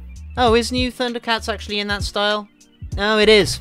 The like chibi-esque one. Yeah, like Amazing World of Gumball, things like that. Actimon. Oh, Gumball's way more stylized than what I'm thinking of. I'm thinking of Gravity super Falls. simplified. Yeah, Gumball is still within, while they do take much more animation sort of like risks, their sort of core style is still like Cal Arts essentially to an extent, yeah. I guess that's a good point. But Gumball's fantastic. I love how much they mess with that sort of... It's great. Yeah, Gumball's fantastic. I'm a big fan. Yeah, Gumball, that's amazing. But yeah, wasn't trying to implicate any particular style. if I say make an anime out of Overwatch, I mean a fucking good anime. I'm not going to be there like, no, make the most basic cut corner anime that you possibly can and I'll be satisfied. No, fuck off, come on. Yeah, all I was trying to get to is that based on like these sort of ideas of character and overpoweredness and stuff that we came up with, all I was trying to say is that Overwatch as a franchise, I think it really could benefit more from being like some kind of animated series than it ultimately will by being a game in the long run. Well, how about like animating it in like the way they animate the shorts? Oh, for sure. Like a 3D CGI. Like, Yeah. what are your thoughts on doing that versus like an anime style? Because it'd certainly be way more expensive and time consuming to do like full 3D animated. But I think that would be much better. Potentially not more time consuming, because with 3D animation you can use models as opposed to having like draw frame by frame, which is a limitation of 2D animation, a much more significant limitation of 2D animation. But I would totally be down for an entire series animated the way they've done the shorts already. The animation they have already is beautiful, do you know? Like, Yeah. Except We've already talked about this in one of the other videos. oh, we can talk about it now. Fuck it, we've come on to it. Like, I would be happy if they did just in-game cinematics and just made that like a YouTube show. I would be 100%. Come on, Netflix. You know what to do. I reckon a Wait, by in-game, do you mean like what's before Retribution and like Storm Rising? And I feel like the quality of that is just like a bit lower than I would want to see if they were to make like an official story thing. but like the thing that they did when they introduced Junkertown for the first time, that was like their first test of what they could do with their in-game animation. Yeah, like machinima style one. Yes, that's the word I'm looking for. Yeah. Okay. Yeah, I could see them. But I guess my issue is if you're doing it like full machinima, like the Junkertown one, that style I feel like is very tied to like comedy. I was Like, literally it'd be going to hard say to do like a serious. It'd be hard to do a serious story where like I don't know. anything meaningful happens. I was I going don't to think- say. I was about to I say don't the think it exact would. same thing. I don't think it would be hard because it's the same style as the cinematics. It's just like, a little bit worse graphics. Although, making the point about the seriousness of it, I really enjoy how the Retribution cinematic is handled. Because it's a very serious story, and given the animation style of it, I don't think that detracts at all, do you know what I mean? That's true. Maybe I've just seen too many like SFM videos on YouTube. Yeah. So I've just associated like absurd comedy and like TF2 with this type of Yeah. Oh, all those Eddie sounds.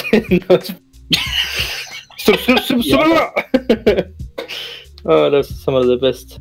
But yeah, maybe complaining and thinking in all these fucking crazy ways about how the game could be balanced and yada yada yada. Maybe we're all just missing the point and we should just fucking have fun, man. Like, just make a series so we can watch it and enjoy ourselves, do you know? I mean, that's kind of my philosophy. Like, who cares about the meta? Fuck Like- meta, man. Fuck meta. Yeah, like all these aspects. Like, just play what you want to play and have fun. Like, we're not all grandmasters. It doesn't matter if we have to have Sigma and Orisa every single time. Like, Me and Ian played here the other day, and we played Bastion and whatever tank he picked. I And think it was when Reinhardt. Yeah, it was Reinhardt because we were on Havana. Yeah, but you picked different like tanks every match, and I was playing Bastion all the way through. Well, yeah. But it went really well, and we were just having fun and winning. You know, like And that's what's important, But- man. I think a lot of people may...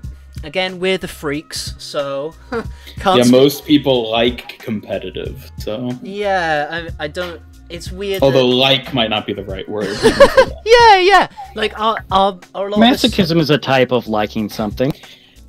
But I don't think all those people are masochists. I think I don't know what they are. Yeah, dude, I'm I'll just admit it. I'm personally a masochist, and I don't play fucking comp. Fuck that shit. Like, that's more like chaos and strife to me, rather than punch me in the face, bitch, do you know? A buddy of mine proposed something that I think would actually end up helping queue times, and that's one life. There's no respawning. What? Whoa, what? That'd be just an entirely different game. So, like, you would- just lose maps instantly. You could, and then the match is over, and then you re-queue, and then more No, I don't like those kind of games. So queue times would be reduced, but game time would also be significantly reduced as well. Exactly. Yeah. But like, the other team. But you would do it like CS:GO handles that. Like you would have rounds. You would have like it would be more like a deathmatch sort of thing. I mean, half of the game is deathmatch anyway. So yeah. Maybe we're all worrying about the wrong things, and we should just have fun. And thinking too hard about it is actually causing us all way more grief than any of us need. Maybe should we just end it on the note that we should have fun, do what we want to do. Yeah. And it's a shame that other people will try and stop you doing that, you know? Like, to the point where, even in quick play, you've got people trying to tell you what to play and stuff. It's, maybe we're not the freaks. Maybe we're not the freaks, and we just want to have fun, maybe man. you aren't. Hey, maybe. I like to get freaky. Hey, everybody gets freaky from time to time, you know? There's nothing wrong with that. But yeah, I don't know, is competitive just too much of a draw for people to take that seriously, do you know? Do we all ignore having fun? I don't know. In the start, I only played competitive because I wanted people to take it a little bit more seriously than they did in quick play. Mm-hmm. But now quick play has forced 2-2. 2-2. They take it as seriously and I wanted it to be in competitive. Right. That's my experience as well. Like, I don't, other than just getting competitive tokens or coins so I can finally get Winston's golden gun, like, there's no incentive for me to play competitive. I mean, I kind of do it because I want to feel good. You know, I want to be better than I am, but I'm not. So. Oh yeah, yeah. Totally understand that sort of mindset, like wanting to improve and almost like prove how good you are. Yeah. Yeah, like that's definitely like something to be playing for. I see the fun in that, essentially, do you know? Yeah. But it's when it's taken to the extent of shitting on other people, not enjoying yourself at all, and yeah. But like, who are you proving yourself to even? Strangers who already hate you and you hate them? Yeah, I think that's it. I'm not arguing with you on that. I don't think it's a good idea. Best people. I like to prove myself to strangers that hate me. So, yeah, they'll hate you even if you're top 500. Might hate you more. Yeah, actually. Yeah. I mean, they're gonna hate me regardless. Oh, dude, But we feed on that hatred. We like you, man. It's all good. Not everyone does. I mean, as long as I'm winning, and I usually am, so that's fine, I guess. Hey, I suppose that's another thing. Like, how much fun can you have if you're not winning? And I suppose that's different for everybody, really, isn't it? You know? Yeah. Yeah. Making sure the game is fun when you're losing is an important design quality for competitive. I mean, yeah, if any game was fun while you were losing, it's slightly defeating the point, but it also makes sense in keeping you around, do you know? Yeah, there are games that I feel like actually introduce their own forms of fun when you are losing. We can't put Teemo in the game, Ian. Don't. League of Legends' most despised champion, I think. Yes, very much, yes. Yeah, he's an infuriating little rat. He's not actually a rat, that's... I heard he was just a junk rat. They're Yordles, he's an invisible mine layer, they're poisonous mushrooms, and he has a high-pitched, annoying voice, and he's frustrating to play against. Okay, so he's kind of like... he's kind of like a mix of the most annoying things that heroes have, like May's voice and Junkrat's mind. It's like... And Stomper's you say May's voice? You hate May's voice? What? What's wrong with May? Go fuck yourself, man. I'm so tired of... Sorry. Yep, I'm so fucking tired of getting frozen and hearing the little before I get headshot. That's so fucking infuriating. I get the feeling that's an intended design, my friend. and just... Oh my god. I hate her so much. There is also that... Shut the fuck up. There is also that side of things that, like, essentially when everybody is this powerful... If they don't feel frustrating to play against, what the fuck are they doing? Like, do you know, like, whenever you're fighting somebody, if they're not frustrating you, then they're not doing a very good fucking job, are they? Do you know? But the thing is, I don't get frustrated by Hanzo, and he's a bitch too. He's like, too easy and stuff like that. But I don't really get frustrated the same way. Mechanically, Hanzo pisses me off more than Mei. No, not really, because if I get headshot, it's because I was in line of fire. But if I get frozen, it's just because you were in line of fire. It's the same thing. I couldn't get away because I couldn't move, so I'm still in line of fire because she just keeps you there. Oh yeah, no dude, I understand that's more frustrating for you. I'm just saying that I find Hanzo more personally frustrating than Mei. Nah, you need skill to play Hanzo. You can just freeze people as Mei. I'm gonna shoot lanes right down Havana and just to prove you wrong now. Yeah, like the amount of times I've been one shot by a Hanzo when I definitely like was not the target. Like at least with Mei, I know that she sought me out and killed me rather than shooting arrows down lane. Do you know? I don't know. Getting accidentally headshot by the enemy Hanzo is pretty funny in my book. I can see the humor in it for sure. Yeah, I've definitely like tanked a headshot for someone else and been there like, heh. But yeah, I guess it's a personal thing at that point, you know. Like, but I don't see why you find Mei as a character frustrating, because I know you made that point to me before. She's a little bitch, and I hate her. I'm sure she actually doesn't hate you at all. I'm sure she actually probably would care very much for you. Yeah, she probably would. I actually care for her in her. Then she's a lovely character, but when you play against her in game, she's just so annoying. Oh, you talked about this with me before, I think. Like in 0 Hour, she's really fun and cutesy, like. But then in game, she's just trying to trigger you. she's just trying to get under my skin, and it's working.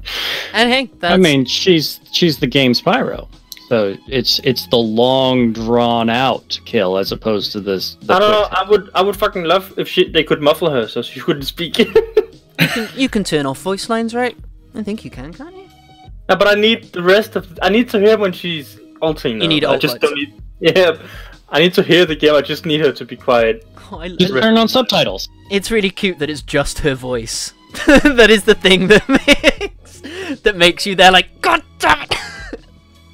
It's just the fucking way she laughs and like. Yeah. So you'd hate her even. Also people who like spam her voice lines when she's like. Voice lines. Wake up, sleepyhead! Wake up, sleepyhead! Yeah. Voice line spam is just annoying anyway. Wake up, sleepyhead! Oh. And they say, yes, they said it. They said it fucking bazillion times. Shut up, man. It's like, it's so original. They've only been doing that for a whole year. Yeah, exactly. The they say infuriates me. Dude, evidently we're the freaks, man, because people find DPS fun. They find voice line spamming fun. No, I'm pretty sure people who spam voice lines are lower than us. Just remember, kids. Just remember, kids. If you spray, you're gay, right? What's wrong with being gay? What's wrong with spraying? What's wrong with spraying? Yeah, I mean they're both fine. If you teabag someone after you kill him and spray down into the ground, you're not gay, but like you're just annoying. How else will they know that I meant to get play of the game? I mean, yeah, teabagging is all well and good, you know. Emote or something. Do something fun instead of being like, oh look at my spray. Like, you have some crouching. It's an important psychological tool. You have some really particular, like, specific things that really get under your skin here. It's like, no, you can headshot me from across the map without trying to. I won't care. Say a voice line. When I play healer, I don't heal Doomfist because he's a bitch. What? Oh, so you're the one that Astro hit. Wait, as if I needed the help. Okay, fine. Oh, you're even taking in-game voice lines, like in-game fucking shade. You're taking that seriously. Nah, man, I don't play healer. Don't worry. Oh. Is there anything that would get you to play healer more? I don't know. If I didn't suck at it, maybe. Oh, okay. Gonna support. Fair enough. I was trying to see if we could tie that back round to our ultimate thing of like, how do we make more people play the freak roles, basically. And now all I want is a biotic Gatling gun on the front of him.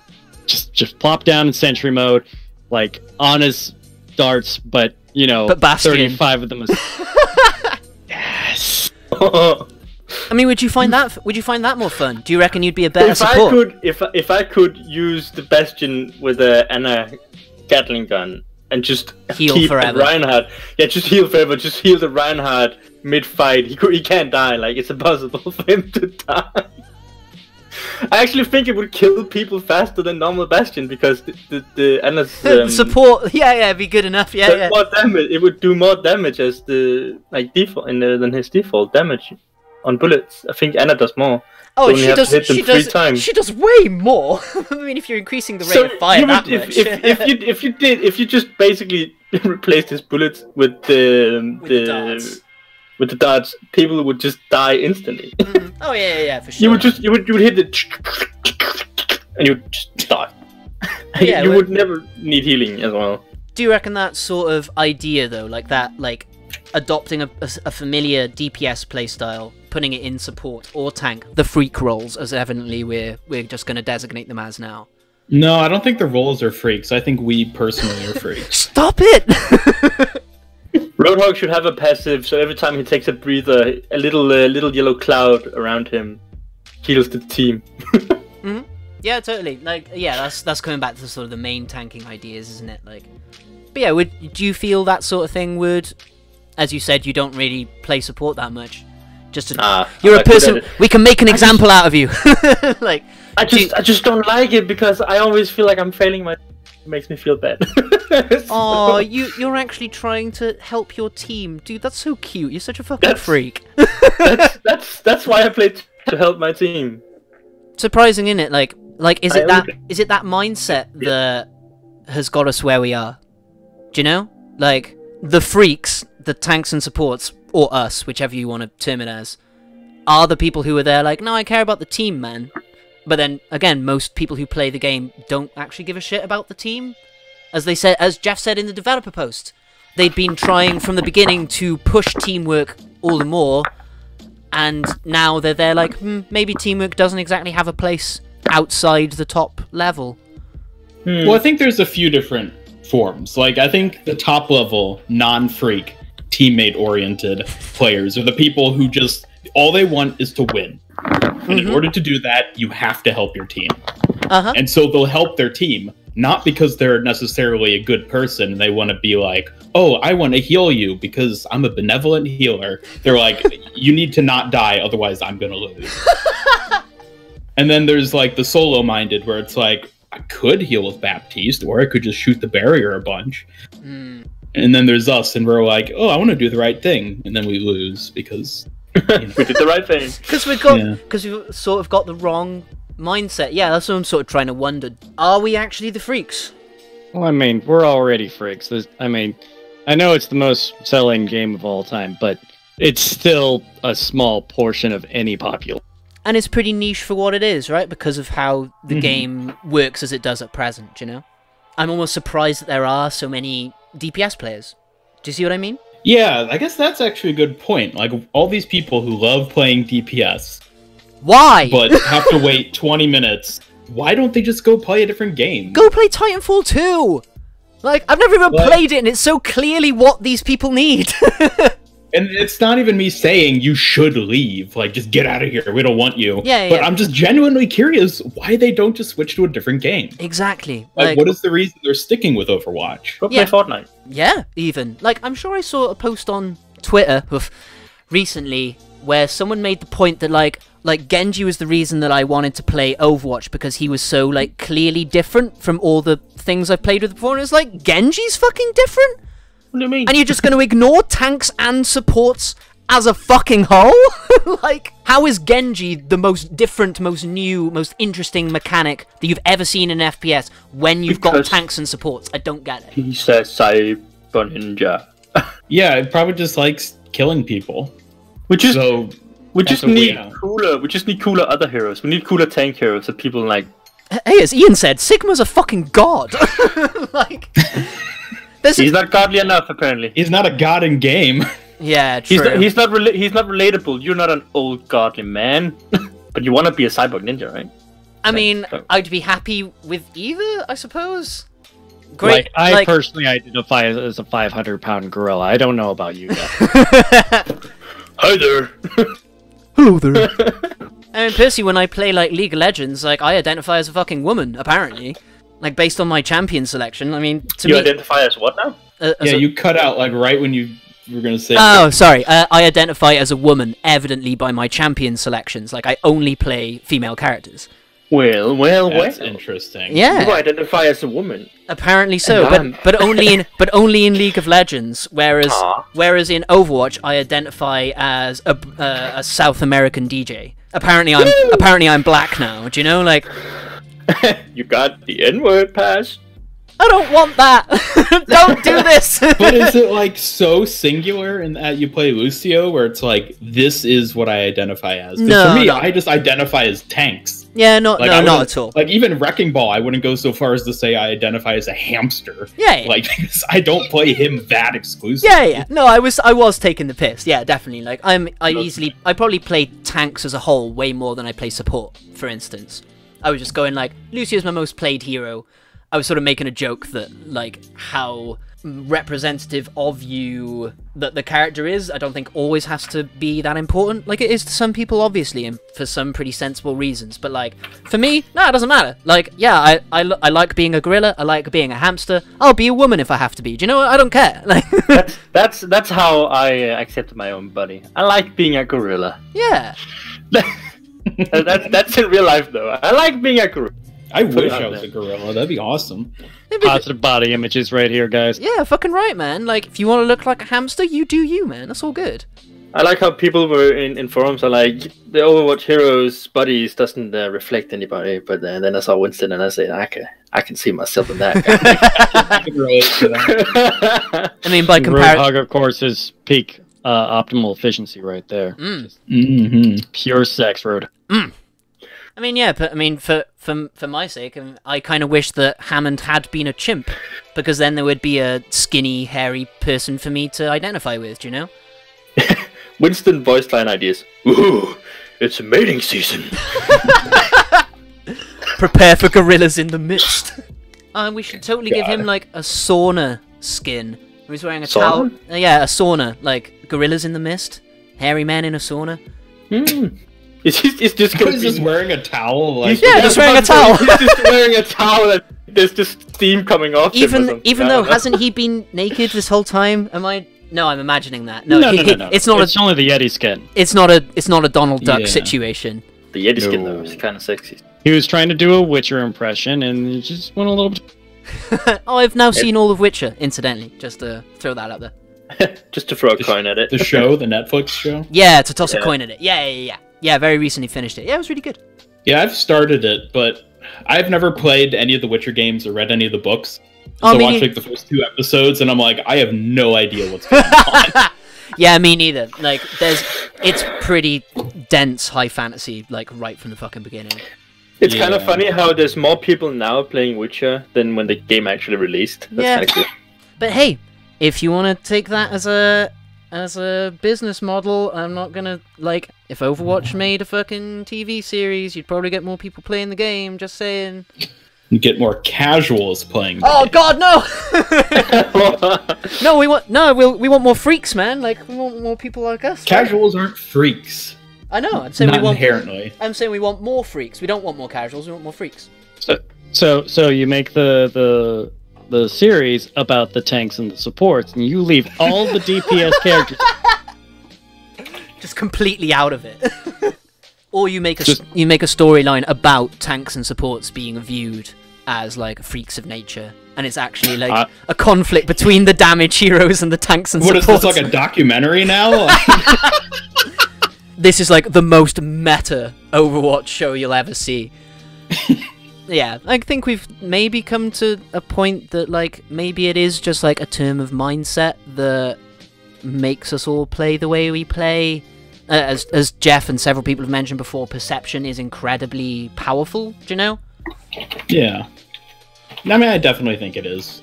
Like, everyone's just looking for something different out of a game.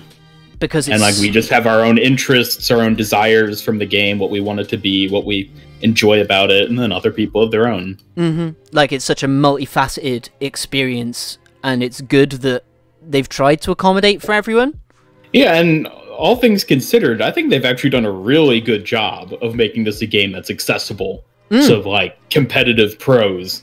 and casuals who've never touched a computer before. Yeah, for certain, definitely, man. Like, I think one of the main points we've talked about before is like how one of their design philosophies is they want you to be able to, you see a character, you know what that character does, just immediately. Yeah. Like, which is something that's a little different from like League of Legends, where every character is relatively specific, but if you build and itemize them in a different way, then they can play entirely differently. So that at least Overwatch has this far more accessible, less dense like introduction. Right. But yeah, it's a shame that from there we also have like the mass appeal has diluted how the game works, how it plays, you know? That we're now being there like, no, tanks and supports are kind of freaks, we're all a little odd. You know? Again, that might just be us, but you know. Literally us four. We're the only ones. We're the only people. Soldiers, scientists, and oddities. I think. Yeah, they're talking about us four when they said oddities. Oh shit, are we Overwatch? Fuck! We are Overwatch. It's that's what's been. It's down to us. Wow, that's like a super meta storyline. So anime. Oh. Yeah. God damn it, no! So anime. Greatest anime portrayals when one of us moves to the damage category. Oh my god. Oh no! You were the chosen one! But yeah. Alright, we're just gonna yeet side into the damage category, and we're gonna, you know, have a redemption arc for him when he comes back, and now he's playing Sigma! And he finally learns support, and he feels comfortable in playing support. That's a fucking character arc, man. That's awesome. Yeah! You're talking about me now? Yeah, man! Yeah, you. You're the fucking main character now, shit! Fuck yeah, dude! Now I need to get some sick-ass hair color or something. Just needs to be spiky, bro. Yeah, some physically unnatural hairstyle. But hey, yeah, I think that I think we've at least hit on a nice idea in a way. The way that evidently we think of Overwatch evidently just doesn't work for everybody. Do you know? Yeah. And that's not ultimately a bad thing. It's got a lot of positives to it. Do you know? I'm trying to. Overwatch doesn't have to be your Overwatch, and that's okay. Yeah. Yeah, like, I don't understand one-tricks, for instance. But... I understand them. I don't... That one particular character resonates with them. The style, the character, all of the stuff that they built into the stuff is, like, built so that these... Like, the Genji main. Mm-hmm. Like, they see that Cyber Ninja, they think that is so freaking cool, and Grey everything Fox! just... Yeah. And, like, they wanted to play Grey Fox from the beginning, but no, you have to play the stupid American. Yeah. Oh, I didn't want to be Solid Snake, god damn it. Yeah. What about Torbjorn mains then? There's only people who really like Torbjorn, to the point that that's... I mean, everybody's secretly a Torbjorn. That would be like old engineer mains, right? Yeah, they're NG players. It's Uncle Dane all the way. But yeah, like, as much as it's something I don't understand, like, you stick 31 heroes in front of me and I'm like, I'm gonna play all fucking 31 of them. I can't obviously enforce... I'm gonna try. Yeah, I'm gonna try. Yeah. Not saying that I'll ever be any good at any single one of them even, you know? Like, but yeah, there's... Yeah, certain people just resonate with like one thing and they're like, yeah. Why would I ever play something else when I know I'm gonna enjoy playing this one? Yeah, that's totally fair. Like, I don't get it, but I mean, I get it. I can't wrap my head around it, say, if you will. You can't relate to it. Yeah, nice, good wording. So yeah, evidently, like, to me, like, if you're just playing one hero, you're playing that hero. You're not playing Overwatch. But there's also the flip side to that is what Overwatch is. It's there for you to do with what you want. Even though it's a team-based game, like, it's trying to accommodate everybody. Yeah. I mean, yeah, like, the game, it allows people to lock other people into a small room at the beginning of the match every freaking time, or make a teleporter on a cliff. Yeah, true. It's been a long time since I've seen anyone actually do either of those, though. It's because it's nearly impossible now with her new teleporter. Yeah, it's the May walling you in spawn has personally been rarer. Yeah. I don't know if people are just getting tired of that meme or... Yeah. I think it's more that more people are actually playing May, and like they have a respect for, because she wins games, so they have a respect for, you know, the environment. For keeping the team, yeah, for keeping the team on board with the decision, right? Don't troll your own team with Mei if you want them to let you play Mei or to not bitch you for playing Mei. Yeah. But yeah, like ultimately, I think we've kind of broken down 3-2-1 into more than 321 pieces. Yeah. Yeah. I mean, anybody else want to say anything? Are we happy with where we are? Like, yeah. Which is, please, Blizzard, don't do that. Which is, yeah. Ultimately, I think we're all on the same page that please don't do 3-2-1. Yeah. Whatever you do, don't do that. But I won't do that. Exactly. What if they switched it to just 6? 6? Just You 6 mean- DPS. Oh, okay. Oh. Ooh. Just remove So- tanks and supports entirely. So original Overwatch, got it. Oh, you put something like that on Twitter, didn't you? If they got rid of just tanks and left you with like damage and supports. Well, yeah, because I was saying that as like, sort of like a prodding question. Like, what if they just got rid of tanks? Like, is that not like the ultimate end goal of reducing it to 1 tank? Like, is it not inevitable that eventually people would just want that 1 tank to be gone? So, like, they have these 8 characters that they're not doing anything with, and we just have 24 characters. Yeah, just... Yeah, get rid of supports as well. Fuck it. Healing's too strong, so... Yeah, at that point, like, are we really just going to boil it down to, like, this lowest common denominator and just make the entire game as basic of an FPS as could exist? Please no. I really hope Man, not. these guys have too many abilities. We're gonna cut one out. We're gonna take ultimates out too. I hope it never gets to that sort of thing. Overwatch would just lose so much of what makes it Overwatch, man, do you know?